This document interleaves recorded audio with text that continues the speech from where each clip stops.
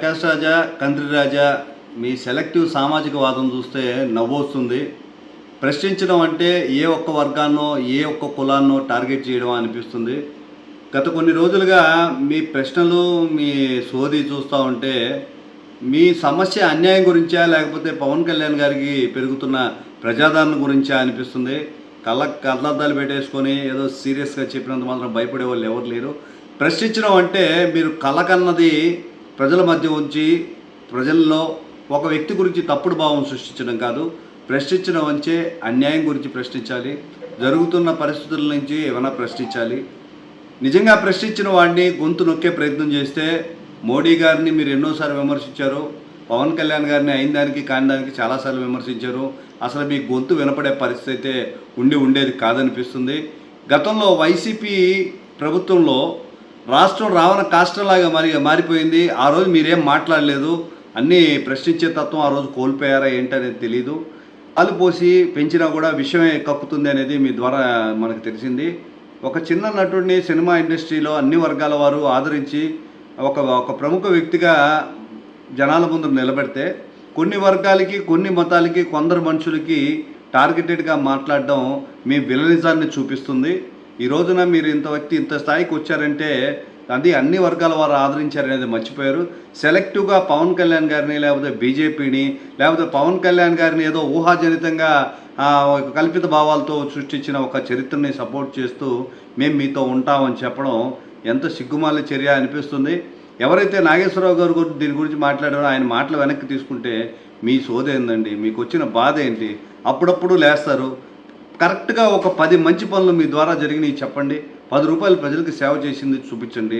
పవన్ కళ్యాణ్ గారు మీ కందని ప్రజానాయకుడు, సొంత ధనాన్ని ఎంతో వేల కోట్ల రూపాయలని ప్రజా శ్రేయస్సు కోసం ఖర్చు పెడుతూ 75 సంవత్సరాలుగా స్వాతంత్రం తర్వాత దేశం మర్చిపోయిన కొన్ని సమస్యలను సాల్వ్ చేస్తూ డోలీల మూతలు అయితే ఏమి, గ్రామాలకు రోడ్లు అయితే ఏమి, పేదవాళ్ళ ఇంట్లో లైట్లు అయితే ఏమి, మంచినీరు అయితే ఏమి, ఇట్లాంటి మౌలిక వసతులు కల్పిస్తూ ఒక మహాయజ్ఞమే చేస్తున్నారు.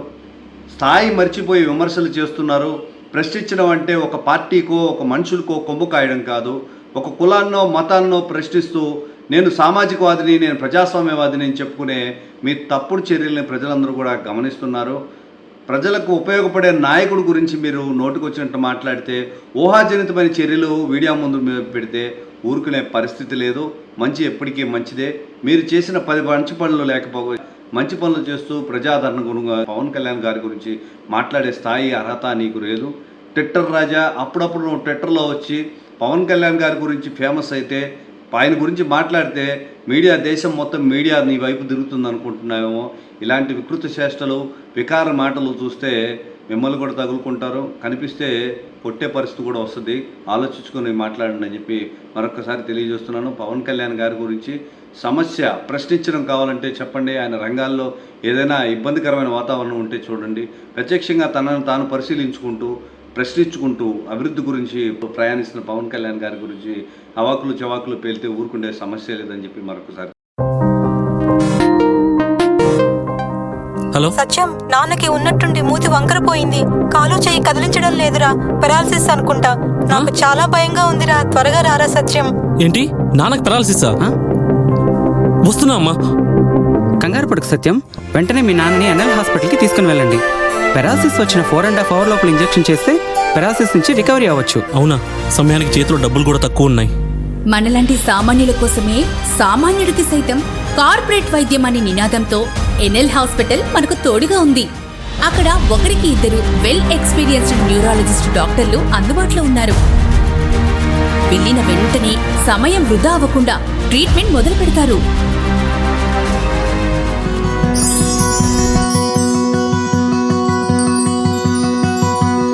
మనలాంటి సామాన్యులకు ఎటువంటి మెదడు మరియు నరాల సమస్యలకైనా కార్పొరేట్ స్థాయి వైద్యాన్ని అతి తక్కువ ఖర్చుకి అందిస్తుంది మన ఎన్ఎల్ హాస్పిటల్. ఎనలేని అనుబంధం. NL hospitals, opposite water tank, Magunta layout, near Annamayya circle, Nellore.